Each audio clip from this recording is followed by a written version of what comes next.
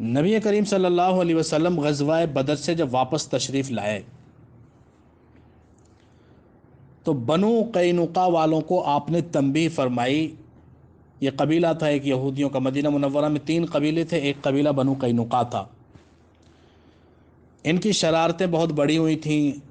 شروع میں حضور علیہ السلام نے ان سے معاہدہ کر لیا تھا، امن معاہدہ، لیکن یہ وقتاً فوقتاً پریشان کرتے رہتے تھے اور سازشوں سے باز نہیں آتے تھے۔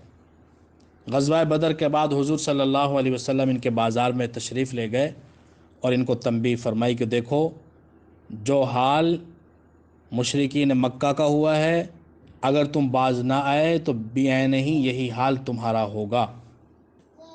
اس پر یہ لوگ بگڑ گئے، بڑی سخت ناگواری کا، ناراضی کا اظہار کیا اور بڑے بڑے بول بولے، کہنے لگے محمد صلی اللہ علیہ وسلم تمہیں بہادروں سے پالا نہیں پڑا،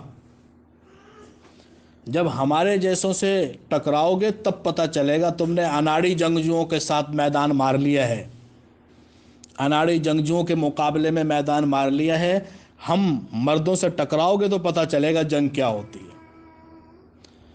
تو حضور صلی اللہ علیہ وسلم نے اللہ تعالیٰ نے آیت نازل فرمائی، قل، آپ کہہ دیں، للذین، ان لوگوں سے، کفروا، جنہوں نے کفر کیا، ستغلبون، ان قریب تم مغلوب ہو جاؤ گے، وتحشرون، اور ہانکے جاؤ گے، الی جہنم، جہنم کی طرف۔ بڑے بدبخت قسم کے لوگ تھے، مدینہ کے بازار میں ہنگامہ بپا کر دیا، ایک عورت کے ساتھ چھیڑ چھاڑ کی، اس کا نقاب اتروانے کی کوشش کی، جب اس نے نہ اتارا تو پیچھے سے چپکے سے چادر کھینچ دی اور اس کو بے پردہ کر دیا۔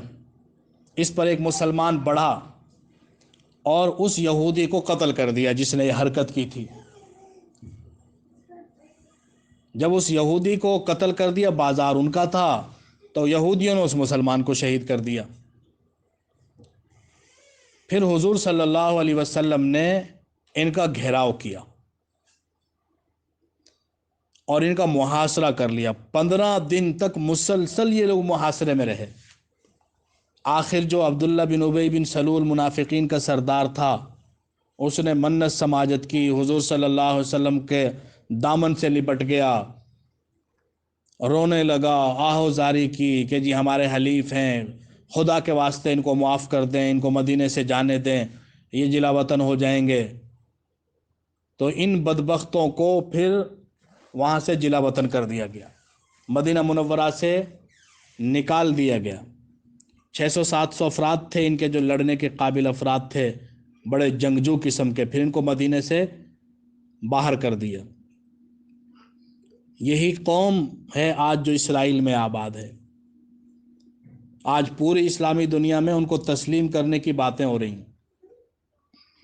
پاکستان کے اندر بھی ایک طبقہ ایسا ہے جو نہ تاریخ سے واقف ہے، نہ اسلامی مزاج سے واقف ہے، نہ یہودیوں کی شرارتوں سے واقف ہے، اور اگر سب کچھ سے واقف ہے تو خود ان کا ساتھی ہے، جو اسرائیل کو تسلیم کروانے کے لیے رات دن زور لگا رہے ہیں۔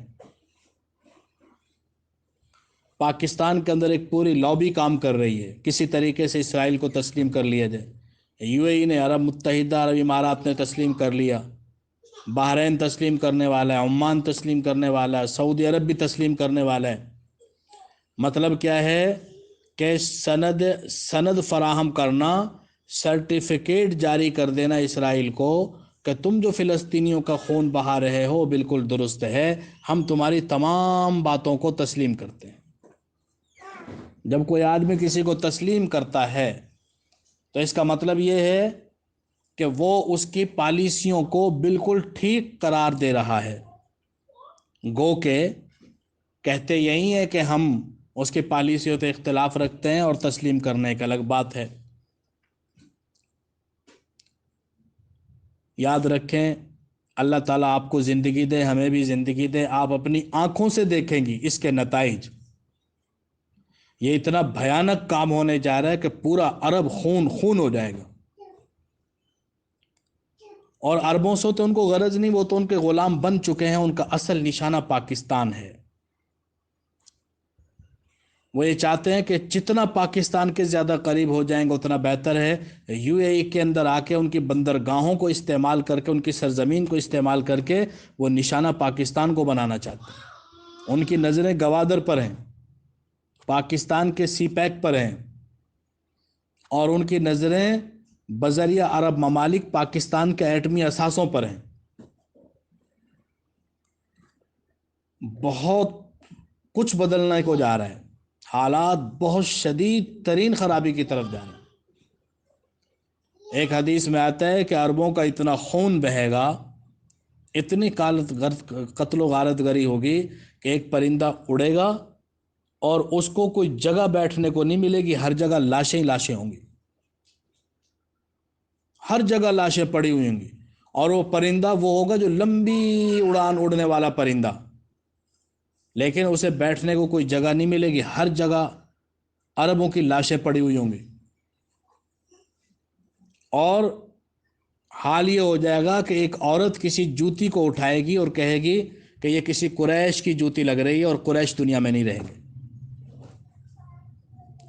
گریٹر اسرائیل وہ بار بار اعلان کر رہا ہے، جس دن متحدہ عرب امارات نے تسلیم کیا ہے اسی دن اس نے اعلان کیا ہے کہ ہم اپنے نظریے سے پیچھے نہیں ہٹیں.